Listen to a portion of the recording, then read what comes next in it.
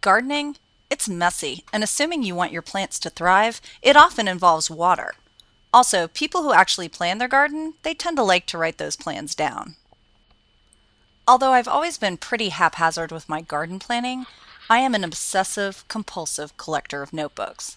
The one thing that wasn't in my collection until recently, a notebook that looks completely normal, right down to the place where you put your name in case you lose it, but purports to be waterproof. In fact, it even comes with a frickin' waterproof pen. But I refuse to be gullible. This notebook wasn't going down without a solid college try.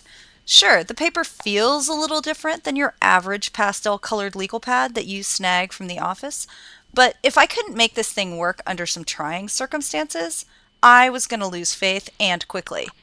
I've complained loudly on the blog about my lack of garden at the moment, and hey, even if the notebook turned out not to be waterproof, I figured, hey, at the very least, I could always email this particular segment to the community garden coordinator in Oakland just to make him feel a little guilty that he hasn't awarded me my very own plot.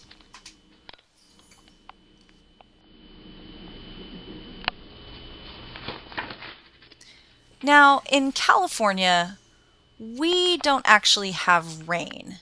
In fact, we don't have any water, apparently. But what we have sinks. We have lots and lots of sinks. I don't actually know how we manage to simultaneously have no water for the plants, but plenty of tap water for the people. But, I'm going to let Al Gore worry about that. Regardless, my sink seemed like the perfect place for this particular experiment. Hypothesis? This notebook is going to deliver on the waterproof promise. So I gave it the equivalent of a brief but effective soaking rain. With an ordinary notebook, this would be game over. But this notebook? Solid. No amount of rubbing got rid of the text. This has major ramifications, of course, because it means you definitely want to be sure you're writing something in the keeper category when you write in this notebook. I mean, check it out. It frickin' beads and the water runs right off the paper.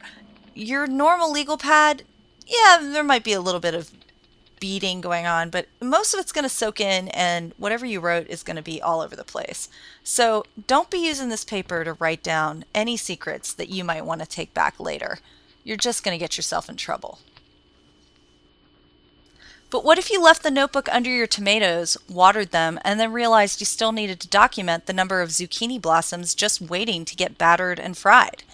I needed to conduct one final test. Would the pen write on the watered down paper? There was barely any suspense at all. The pen and paper performed like a champ, and I'm already pondering how long it's going to take me before I have to order my first notebook refill for the outdoorsy little case.